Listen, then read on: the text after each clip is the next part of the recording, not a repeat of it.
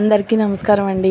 ఈరోజు గోంగూర పచ్చడితో chicken curry ఎలా చేయాలో చూద్దామండి. మేము వండుకునే పద్ధతి ఏంటో చెప్తున్నానండి. 4, 5 రకాలుగా చేయొచ్చండి. కానీ ఈరోజు పచ్చడితో చేశానండి. చాలా బాగుంటుందండి. స్పైసీగా ఉంటుంది, బాగుంటుంది. 10 రోజులైనా సరే పాడవదండి, అట్లానే ఉండిద్ది. ముందు ఎండుమిర్చి వేయించుకుందామండి. ఒక స్పూను నూనె వేసుకుని చక్కగా ఎండుమిర్చి వేయించుకుని పక్కన పెట్టేసేసుకుందాం. అదే బాండీలో మళ్ళీ గోంగూర వేసుకుందామండి. 3 కట్టలు తీసుకున్నానండి గోంగూర. ఆ 3 కట్టలను కూడా వాష్ చేసుకుని శుభ్రంగా పెట్టుకుని తర్వాత ఇంకా గళ్ళుప్పు వేసానండి. కొంచెం పచ్చి నూనె పోసానండి, నీళ్ళు పోయలేదండి. ఇంకా గోంగూరలో వచ్చిన వాటరేనండి. తర్వాత చింతపండు కూడా వేసానండి. చింతపండు వేయొచ్చండి, ఏం కాదు. ఇంకా తర్వాత ఇవన్నీ చక్కగా దగ్గర పడేదాకా ఉడికించుకుందామండి. ఈలోపు మనం ఎండుమిర్చిని పౌడర్లే పట్టేసుకుందామండి. చిన్న ఎల్లిపాయలు జీలకర్ర వేసుకుని పౌడర్ పట్టేసానండి. ఇంక ఇది పక్కన పెట్టేసేసుకున్న తర్వాత ఈలోపు గోంగూర దగ్గర పడుతుంది కదా, ఒకసారి తిప్పుకొని చల్లార్చుకుని గోంగూరను కూడా మిక్సీ పట్టేసుకుందామండి.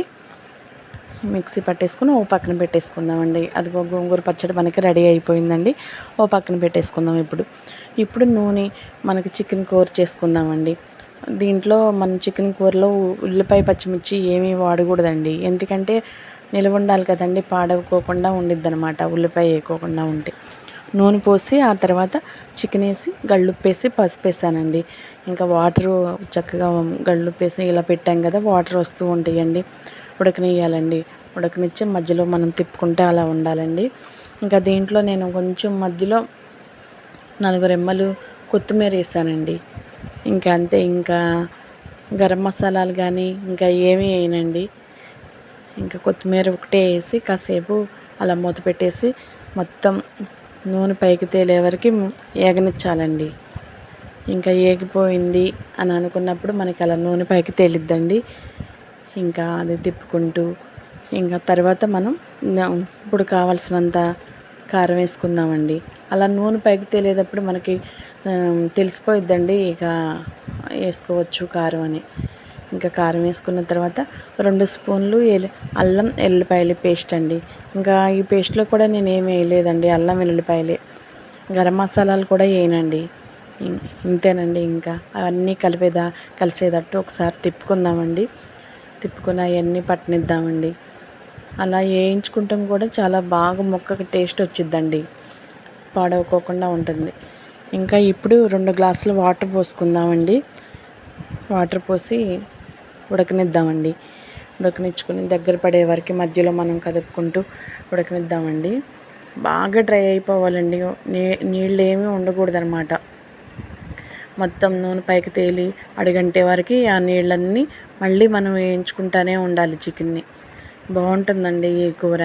గోంగూర కూర కాకోకుండా గోంగూర పచ్చడితో చికెన్ అనమాట. భలే బాగుండిద్ది.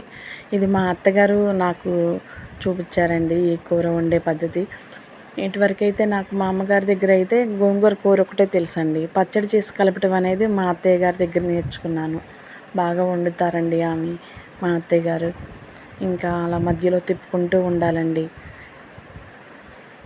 అట్లా డ్రై అయిపోవాలండి. పొడి పొడిగా ముక్కలన్నీ చక్కగా డ్రై అయిపోతే మనం ఇప్పుడు ఇంకా గోంగూర పచ్చడి చేసుకుని పెట్టుకున్నాం కదా, ఇంకా అప్పుడు దానిలో వేసేసుకుందామండి.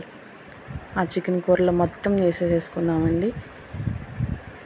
వేసేసి ఒకసారి కదుపుకుందామండి. ఇంకా దీంట్లో ఇక మనం ఏమీ లేవండి. ఇంతేనండి.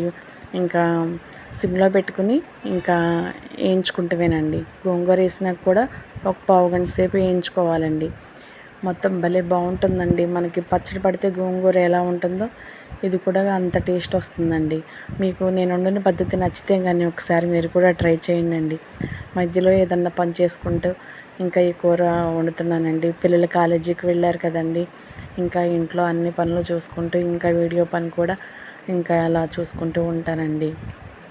వాళ్ళకైతే పొద్దున్న దొండకాయ ఫ్రై చేసి కట్టేసేసానండి. ఇంకా వాళ్ళు వచ్చేసరికి ఈ కూర చేస్తున్నానండి. మళ్ళీ అంకుల్ గారు నేను ఇంకా వాళ్ళకి కూడా సాయంత్రానికి ఉండిద్దండి. అదిగోనండి, అలా డ్రై అయిపోయే వరకు అలా తిప్పుకుంటూ ఉండాలండి. ఏగిద్దండి. ఏగి నూనెలో భలే టేస్ట్ వస్తుందండి. దగ్గర పడిపోయిందండి కూర. ఉంటానండి. రెడీ. మరో వీడియోతో మళ్ళీ కలుస్తానండి.